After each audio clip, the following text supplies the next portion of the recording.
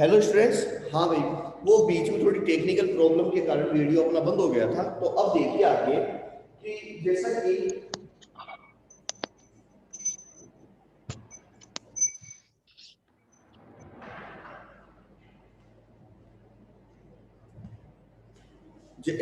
कि अपना transportation system चल रहा था, तो मैंने आपको उसके बारे में थोड़ा समझा भी दिया था। तो अब देखिए अपना जो मैकेनिज्म है, हाइट की जो मैकेनिज्म है वो किस हिसाब से है। तो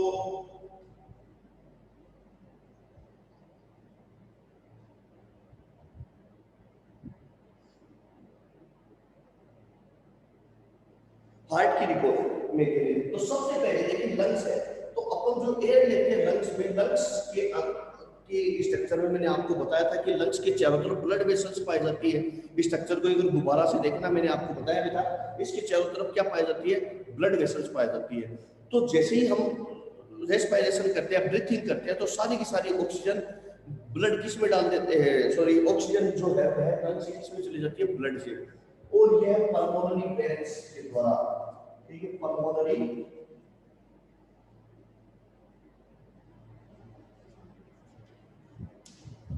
वेंस के द्वारा लेफ्ट एट्रियम में, और लेफ्ट एट्रियम से कहा जाती है लेफ्ट वेंट्रिकल में,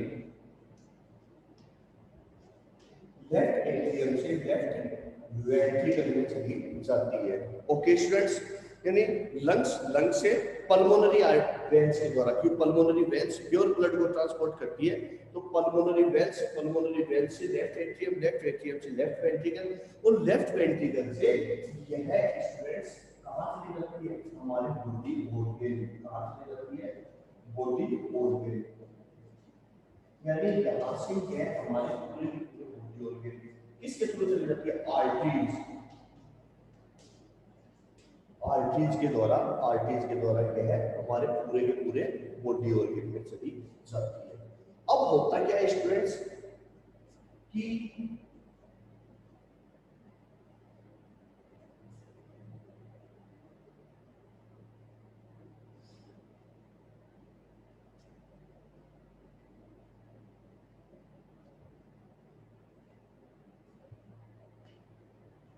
अब यहां से ये क्या करेगा, इसको ऑक्सीजन देगा, हमारे बॉडी ऑर्गन, जितने भी बॉडी ऑर्गन है उनको क्या करता है, ये ऑक्सीजन दे देता है और कार्बन डाइऑक्साइड गैस दे देता है। ये ब्लड क्या करता है, ऑक्सीजन दे देगा और कार्बन डाइऑक्साइड दे देगा। और फिर यहाँ से सारा का सारा ब्लड कहा जाता है, राइट एट्रियम, कहा जाता है राइट एट्रियम। यहाँ से जो ब्लड है वह राइट एट्रियम में आ जाता है, और राइट एट्रियम से फिर राइट वेंट्रिकल, ठीक है, राइट एट्रियम से कहा चला जाता है, राइट वेंट्रिकल।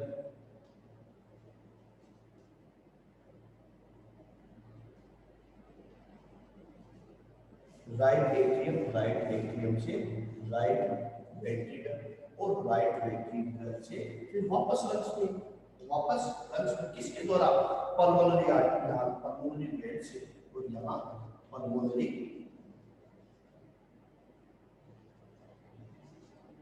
आर्टरी। तो स्टूडेंट यह, और यहाँ से किसके द्वारा आता है, आर्टरी के वेंस या वेना केवा, एक ही बात में आर्टरी या ओर्टा भी लिख सकते हो, यहाँ वेना केवा भी लिख सकते हो, वेंस भी लिख सकते हो, ठीक है। तो स्टूडेंट ये हुई हमारे हार्ट की mechanism, complete mechanism of our heart. अब देखिए इसको मैं थोड़ा सा इंग्लिश में ट्रांसपोर्ट, मतलब इसको इंग्लिश के अंदर मैं आपको कर देता हूँ कन्वर्ट, ठीक है। पहले मैं इसको कुछ चीजें और एक्स्ट्रा बता देता हूँ। देखिए होता क्या है, अब इसको मैं थोड़ा और डीप में बताता हूँ। देखिए सबसे पहले लंग्स, लंग्स से कहाँ जाएगा ब्लड, ब्लड कहाँ जाएगा, देखो मैं थोड़ी सी हार्ट की स्ट्रक्चर भी बना देता हूँ। कुछ इस तरीके का था हमारा हार्ट, ठीक है, इस तरीके से था हमारा हार्ट, यूं करके ऐसे ही बना दिया मैंने, एक रफली डायग्राम बनाया है, ठीक है। तो कुछ इस तरीके का हमारा हार्ट था, ठीक है। तो अब आप देखिए इसके अंदर यह लेफ्ट और यह राइट। तो देखिए सबसे पहले जो ब्लड आएगा वह लेफ्ट एट्रियम में आएगा, लेफ्ट एट्रियम से, और फिर लेफ्ट वेंट्रिकल में जाएगा। तो इसके बीच में आपको पता है बाइकस्फीड वाल्व होते हैं, ठीक है ना, आपको पता है बाइकस्फीड वाल्व होते हैं। ये क्या करते हैं, इसको कंट्रोल करते हैं। देखिए कि हमारा जो हार्ट है वह इसका यह यह कॉन्ट्रैक्शन रिलैक्सेशन लगातार होता है। इस तरीके से कॉन्ट्रैक्शन हुआ फिर रिलैक्सेशन, ठीक है, कॉन्ट्रैक्शन रिलैक्सेशन। तो यानी एक बार इसमें कॉन्ट्रैक्शन हुआ तो एट्रियम में क्या हुआ, रिलैक्सेशन, फिर एट्रियम में कॉन्ट्रैक्शन होगा तो वेंट्रिकल में रिलैक्सेशन होगा। यानी इस तरीके से ये पल्स करता है। तो जैसे ही हमारा हार्ट यूं हुआ तो ये खुल जाएगा एट्रियम, एट्रियम में ब्लड आ जाएगा, फिर यह बाइकस्फीड वाल्व इसको रोक देता है। क्यों? क्योंकि ये खाली होता है। जब तक ये पूरी तरीके से खाली नहीं हो जाए वेंट्रिकल, तब तक ब्लड इसी में रहता है। जब इसमें कॉन्ट्रैक्शन होने से ये खाली हो जाएगा, तो खाली होने के बाद में जैसे इसमें रिलैक्सेशन आएगा तो यह खाली हो जाएगा और ब्लड सारा इसमें आ जाएगा। फिर इसमें जैसे ही कॉन्ट्रैक्शन होगा तो यह पूरा का पूरा ब्लड कहाँ जाएगा, हमारे बॉडी पार्ट में। तो इस तरीके से लगातार यह कॉन्ट्रैक्शन और रिलैक्सेशन करता है हार्ट। और इस तरीके से एक साउंड जनरेट होता है जिसका नाम है डब लब। ध्यान रखना, जिस दौरान एक साउंड जनरेट होता है जिसका नाम है डब लब। कई बार पूछ लेते हैं कौन सा साउंड जनरेट होता है, डब लब साउंड जनरेट होता है, यानी डब लब की आवाज आती है, ठीक है। तो ये है एक जनरल प्रोसेस होती हमारे हार्ट के बारे में। अब इसको मैं थोड़ा सा इंग्लिश में कन्वर्ट कर देता हूँ, आपको लिखना कैसे।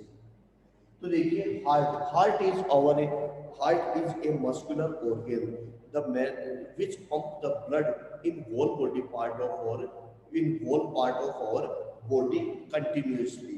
Clear? First the blood transport from lungs to left atrium. यानी the blood transport from lungs to left atrium, यानी प्योर ब्लड या फिर ब्रैकेट में लिख देना ऑक्सीजनेटेड ब्लड, ठीक है। फर्स्ट द प्योर ब्लड और oxygenated blood transport from lungs to left atrium through pulmonary veins and after some time it comes from left atrium to left ventricle and left ventricle to it transport the whole body part through the artery or aorta, फिर आगे देखिए students, artery or aorta. In this area, it supply the oxygen to body part and take the carbon dioxide. So it can say, so we can say that it is a impure blood. ठीक है, फिर यहाँ से क्या होगा, फिर आगे देखिए through the veins it transport from right atrium to right ventricle and through the pulmonary artery it comes to lungs, ठीक है, and after some time it release through the lungs as in the form of carbon dioxide. इस तरीके से आपको heart के mechanism लिख देंगे। Okay students, तो अपना हार्ट के मैकेनिज्म कंप्लीट हो गया। स्टूडेंट्स अगर किसी को कुछ पूछना हो तो आप पूछ लीजिए, अदरवाइज तो अगला टॉपिक स्टार्ट करता हूं। आप किसी को कुछ पूछना है? हेलो सर, समझ में नहीं आया।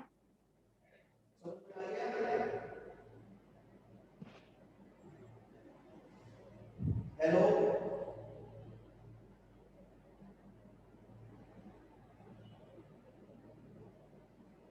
गुरविंदर, समझ में आ गया क्या? नहीं सर, समझ में नहीं आया। हेलो आवाज मेरी प्रसादी? Yes sir. हाँ बेटा, समझ में आ गया क्या? Yes sir. तो ठीक है, फिर अब अगला टॉपिक स्टार्ट कर देते हैं। Double circulation system. नेक्स्ट है double circulation system. Important topic है, बहुत बार पूछते हैं, हार्ट का पूछेंगे तो उसके साथ डबल सर्कुलेशन सिस्टम। तो लगभग पूछने के चांस बनते ही बनते हैं। तो देखिए स्टूडेंट्स, अपना जो नेक्स्ट टॉपिक है वो है double circulatory system.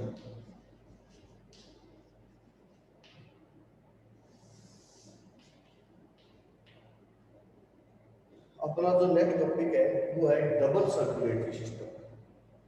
Double circulation का मीन्स क्या होता है?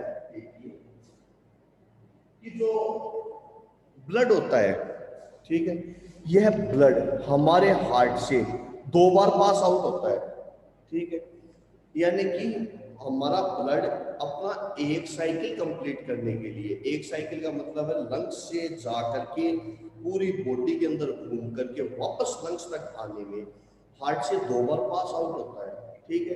तो इसे हम क्या कहते हैं? डबल सर्कुलेशन सिस्टम कहते हैं, ठीक है। इसे कहते हैं डबल सर्कुलेशन सिस्टम कहते हैं। तो देखिए, तो इसकी आप डेफिनेशन क्या लिखोगे स्टूडेंट्स? कि the blood passes through the heart twice, the blood passes through the heart twice on each circuit of the body। यानी, या फिर आप ये भी लिख सकते हो the blood passes through the heart twice to complete the one cycle। तो आपकी मर्जी है, इन दोनों ही डेफिनेशन में से आप कोई भी एक डेफिनेशन लिख सकते हो। तो अब देखिए, डबल सर्कुलेशन सिस्टम को मैं डायग्रामेटिकली समझाता हूँ। बुक में जो दिया हुआ है वो थोड़ा सा आपको क्या है, ये हार्ड लगेगा, तो इसको मैं थोड़ा सा इजी वे में समझा देता हूँ डायग्राम के द्वारा। तो देखिए कैसे।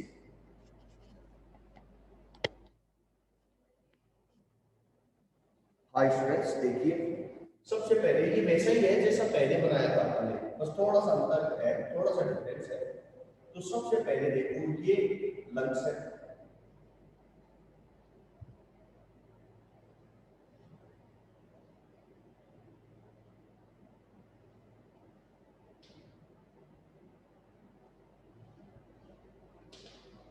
इसके अंदर ये देखो, ये है लेफ्ट एट्रियम, ये राइट एट्रियम,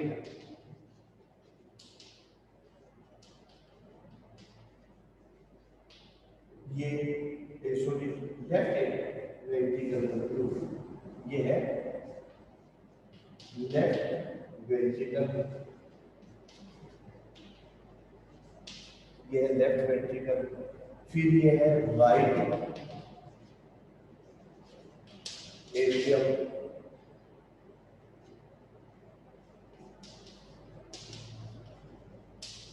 और ये है right ventricle.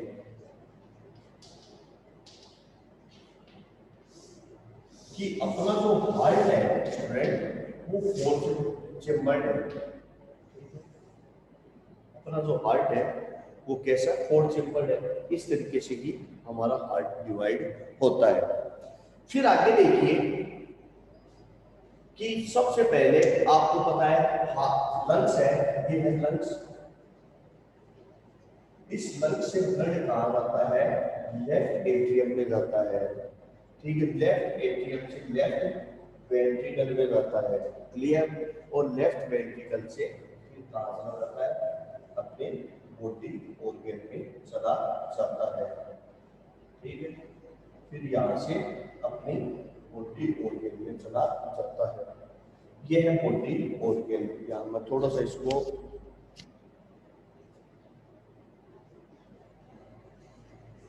Body organ, body organ, body organ से फिर यह इम्प्योर ब्लड राइट एट्रियम में चला जाता है, राइट एट्रियम से राइट वेंट्रिकल में चला जाता है, ठीक है। राइट एट्रियम से कहाँ चला जाता है? राइट वेंट्रिकल में चला जाता है, और राइट वेंट्रिकल से फिर यह वापस कहाँ चला जाता है? अपने लंग्स में चला जाता है।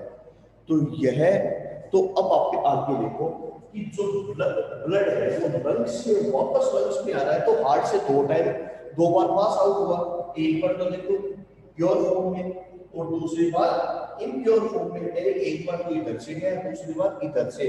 तो कहने का मतलब है प्योर और इम्प्योर दो फॉर्म में ब्लड पास आउट होता है हार्ट से, ठीक है, अपना एक साइकिल कंप्लीट करने के लिए। इसे ही हम कहते हैं डबल सर्कुलेशन सिस्टम। तो आप यहाँ पर देख सकते हो पल्मोनरी वेन्स, और यहाँ पर आप देख सकते हो पल्मोनरी आर्टरी, पल्मोनरी आर्टरी। यहाँ आप चाहो तो आर्टरी लिख सकते हैं या ओल्टा लिख सकते हो, एक ही बात है। और यहाँ पर आप इसको वेना केवा भी लिख सकते हो, वेना केवा या वेंस, वेना केवा या वेंस भी आप यहाँ लिख सकते हो। तो स्टूडेंट्स अपना हार्ट का सर्कुलेशन सिस्टम कंप्लीट हो गया है। एक छोटा सा टॉपिक और रह रहा है सर्कुलेटरी सिस्टम के अंदर, वो है ब्लड प्रेशर, ठीक है। तो एक छोटा सा टॉपिक है ब्लड प्रेशर का, वो भी अपन देख लेते हैं।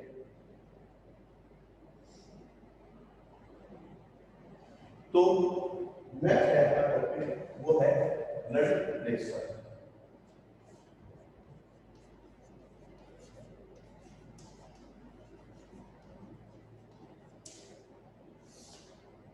ब्लड प्रेशर देखिए, हाँ ये समझ में आ गया, पहले वाली कितनी है कृष्णा? Yes sir. हाँ बेटा समझ में आ गया क्या? हाँ sir. Sneha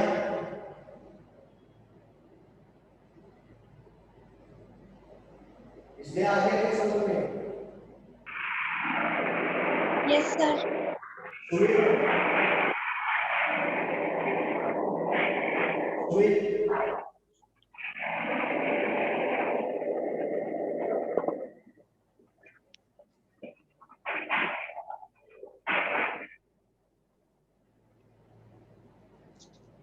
Gurvinder, Gurvinder yes sir.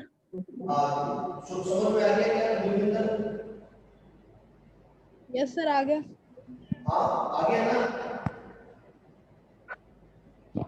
Hello, yes sir. Very good.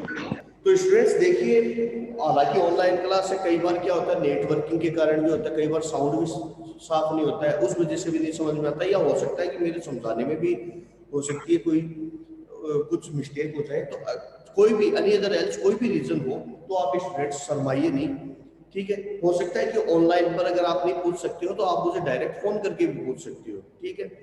मैंने आपको ये बताया था कि 2 बजे से 3 बजे तक मैं आप 8 बजे से 3 बजे तक मैं आप लोगों के लिए अवेलेबल हूँ, और उस दौरान आप कभी भी मुझे कॉल कर सकते हो और अपने जो भी प्रॉब्लम आप पूछ सकते हो। एक बार नहीं चाहे 4 बार पूछो, जब तक पूछो जब तक कि वो सॉर्ट आउट नहीं हो जाए, अच्छी तरह आप लोगों की क्लियर नहीं हो जाए।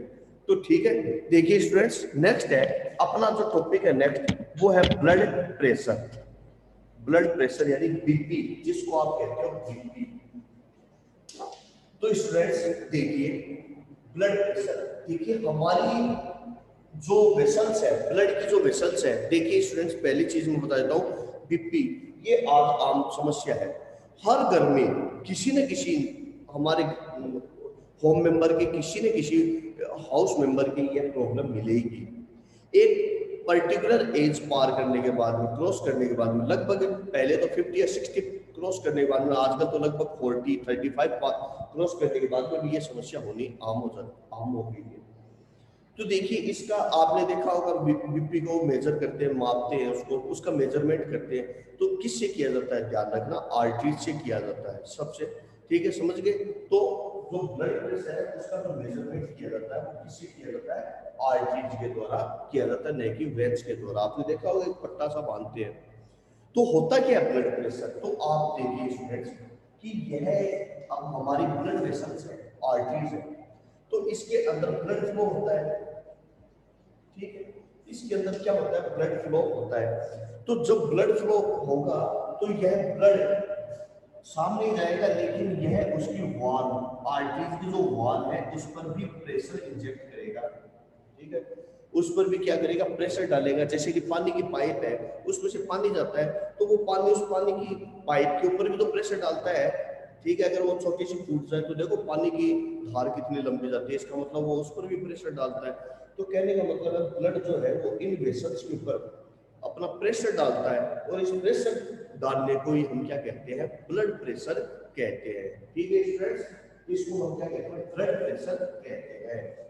तो ब्लड प्रेशर की आप डेफिनेशन चाहो तो लिख सकते हो, बता देता हूं कि blood excites a force against the wall of vessels. The blood excites the force on the against the wall of vessels. ठीक है, यानी blood excites the force on against the wall of vessels. The wall of vessels. This is called, the force is called blood pressure. इसी force को हम क्या कहते हैं, blood pressure या बीपी कहते हैं। हम एक नॉर्मल जो पर्सन है उसका जो ब्लड प्रेशर है, आप ठीक है, वो लगभग 80 to 120 millimetre of mercury, HGL mercury होता है, मिलीमीटर ऑफ मर्करी होता है एक नॉर्मल पर्सन, ठीक है। अब देखिए ब्लड प्रेशर का मेजरमेंट। ब्लड प्रेशर का जो मेजरमेंट किया जाता है वो एक इंस्ट्रूमेंट के द्वारा किया जाता है जिसका नाम है स्टेनोमेट्रोमीटर। स्टेनोमेट्रोमीटर के द्वारा इसका मेजरमेंट किया जाता है। अब हमारा हार्ट देखिए, आपको पता है कॉन्ट्रैक्शन और रिलैक्सेशन होता है। तो कॉन्ट्रैक्शन को हम कहते हैं सिस्टोल, और जब वो रिलैक्स होता है तो इसको डायस्टोल। तो हमारे बॉडी के अंदर एक होता है सिस्टोल, हार्ट में सिस्टोल, और एक होता है डायस्टोल। सिस्टोल में जो ब्लड प्रेशर होता है वो होता है 80, ठीक है, और डायस्टोल सॉरी सिस्टोलिक, हाँ 80 कितना होता है 80, और डायस्टोलिक होता है 120 मिलीमीटर ऑफ मर्करी, दोनों का मिलीमीटर ऑफ मर्करी। यानी एक नॉर्मल पर्सन का जो ब्लड प्रेशर होता है वो कितना होता है 80 to 120 मिलीमीटर ऑफ मर्करी। इसका मेजरमेंट किसके द्वारा किया जाता है, स्फिग्नोमेनोमीटर, ठीक है, ब्लड प्रेशर। अब ब्लड प्रेशर कैसे होता है ये सब आपको पता है, लेकिन शायद ये आपके कोर्स में है भी नहीं, अगर हुआ तो मैं आपको बता दूंगा। ओके स्टूडेंट्स, तो आज के लिए अपना एक टॉपिक इतना ही है, आप इसको पढ़ लीजिए। अगर इससे रिलेटेड कोई भी क्वेश्चन है तो आप मुझे डायरेक्ट पूछ सकते हो। Okay student, thank you, have a nice day. Sir ये प्रेशर वेन्स पे भी लगता है क्या? Yes sir. क्या लगता है कि जो ब्लड प्रेशर है वो आर्टरी के द्वारा मेजर किया जाएगा, न कि वेन्स के द्वारा मेजर किया जाएगा। Okay students, yes sir. हाँ, और एक